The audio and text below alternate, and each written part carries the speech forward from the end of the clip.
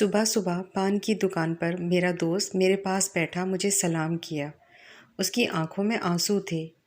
میرا ہاتھ پکڑا اور روتے ہوئے بولا، فارس، میں آج خود کو بہت چھوٹا محسوس کر رہا ہوں۔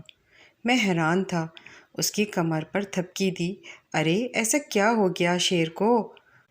وہ مجھ سے نظریں نہیں ملا رہا تھا، پھر زور زور سے رونے لگا۔ سب لوگ اس کی طرف دیکھنے لگے۔ میں اس کو چپ کروا رہا تھا۔ ارے پاگل، سب دیکھ رہے ہیں۔ میرے سینے سے لگ گیا اور روتے ہوئے بولا، فارس، بہنیں ایسی کیوں ہوتی ہیں؟ میں سوچ میں گم ہو گیا کہ تم ایسا کیوں بول رہے ہو؟ کہنے لگا، فارس، پتہ ہے، بہن کی شادی کو 6 سال ہو گئے ہیں۔ میں کبھی اس کے گھر نہیں گیا۔ عید، شب برات، کبھی بھی میں ابو یا امی جاتے ہیں۔ میری بیوی ایک دن مجھے کہنے لگی، آپ کی بہن جب بھی آتی ہے اس کے بچے گھر کا حال بگاڑ کر رکھ دیتے ہیں، خرچ ڈبل ہو جاتا ہے، اور تمہاری ماں ہم سے چھپ چھپا کر کبھی اس کو صابن کی پیٹی دیتی ہے، کبھی کپڑے، کبھی سرف کے ڈبے، اور کبھی کبھی تو چاول کا تھیلا بھر دیتی ہے۔ اپنی ماں کو بولو یہ ہمارا گھر ہے، کوئی خیرات سینٹر نہیں۔ فارس، مجھے بہت غصہ آیا۔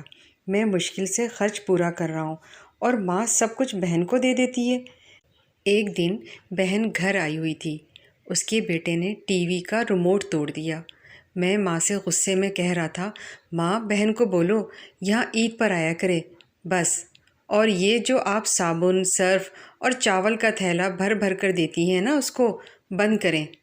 ماں چپ رہی، لیکن بہن نے ساری باتیں سن لی تھیں۔ میری بہن کچھ نہ بولی۔ 4 بج رہے تھے۔ اپنے بچوں کو تیار کیا اور کہنے لگی، بھائی مجھے بس اسٹاپ تک چھوڑ آؤ۔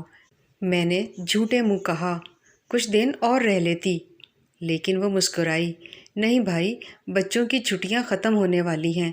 پھر جب ہم دونوں بھائیوں میں زمین کا بٹوارا ہو رہا تھا تو میں نے صاف انکار کیا، بھائی میں اپنی زمین سے بہن کو حصہ نہیں دوں گا۔ بہن سامنے بیٹھی تھی، وہ خاموش تھی، کچھ نہ بولی۔ ماں نے کہا، بیٹی کا بھی حق بنتا ہے، لیکن میں نے گالی دے کر کہا، کچھ بھی ہو جائے میں بہن کو حصہ نہیں دوں گا۔ میری بیوی بھی بہن کو برا بھلا کہنے لگی۔ وہ بیچاری خاموش تھی۔ کورونا کے دن چل رہے تھے۔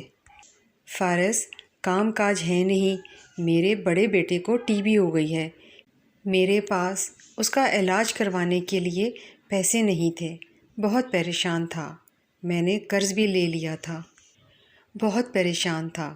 کمرے میں اکیلا بیٹھا تھا، شاید رو رہا تھا حالات پر کہ اتنے میں بہن گھر آ گئی۔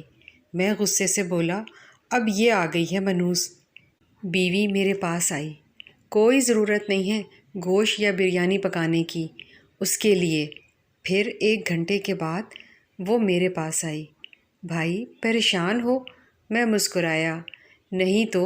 بہن نے میرے سر پر ہاتھ پھیرا، بڑی بہن ہوں تمہاری، گود میں کھیلتے رہے ہو تم میری، اب دیکھو مجھ سے بھی بڑے لگتے ہو۔ پھر میں قریب ہوئی، اپنے پرس سے سونے کے کنگن نکالے، میرے ہاتھ میں رکھے، آہستہ سے بولی، پاگل، تو ایویں پریشان ہوتا ہے؟ تیرا بھائی شہر گیا ہوا تھا، بچے اسکول تھے، میں نے سوچا دوڑتے دوڑتے بھائی سے ملاؤں، یہ کنگن بیچ کر اپنا خرچ کر، بیٹے کا علاج کروا، اور جا نائی کی دکان پہ۔ داڑھی بڑھا رکھی ہے، شکل تو دیکھ ذرا، کیا حالت بنا رکھی ہے تم نے۔ میں خاموش کھڑا اس کی طرف دیکھے جا رہا تھا۔ وہ آہستہ سے بولی، کسی کو نہ بتانا کنگن کے بارے میں، تم کو میری قسم ہے۔ میرے ماتھے پہ بوسہ کیا اور 1000 روپے مجھے دیا، جو 150 کے نوٹ تھے، شاید اس کی جمع پونجی تھی۔ میری جیب میں ڈال کر بولی، بچوں کو گوشت لا دینا، پریشان نہ ہوا کر، تیرے بھائی کو تنخواہ ملے گی تو آؤں گی۔ پھر جلدی سے اپنا ہاتھ میرے سر پر رکھا۔ پھر اس نے دیکھا کہ میرے بال سفید ہو گئے۔ پھر کہنے لگی، اب بازار جلدی سے جا اور داڑھی کو ٹھیک کروا کر آ۔ وہ جلدی سے پھر جانے لگی۔ اس کے پیروں کی طرف میں نے دیکھا تو ٹوٹی پھوٹی اس نے جوتی پہنی ہوئی تھی اور پرانا سا دوپٹہ اوڑھا ہوا تھا۔ جب بھی آتی تھی وہی دوپٹہ اوڑھ کر آتی۔ फारिस बहन की इस मोहब्बत में मर गया था। हम भाई कितने मतलब परस्त होते हैं, बहनों को पल भर में बेगाना कर देते हैं, और बहनें भाइयों का ज़रा सा दुख बर्दाश्त नहीं कर सकती। वो हाथ में कंगन पकड़े ज़ोर ज़ोर से रो रहा था। उसके साथ मेरी आंखें भी नम थीं। अपने घर में खुदा जाने कितने दुख सह रही होती हैं। कुछ लम्हे बहनों के पास बैठकर हाल पूछ लिया करें, शायद कि उनके चेहरे पर कुछ लम्हों के लिए एक सुकून आ जाए। अगर आप इस तरह की वीडियोस रोज़ाना देखना चाहते हैं तो हमारे चैनल को सब्सक्राइब करें, लाइक करें और बेल आइकॉन को ऑल क्लिक करें।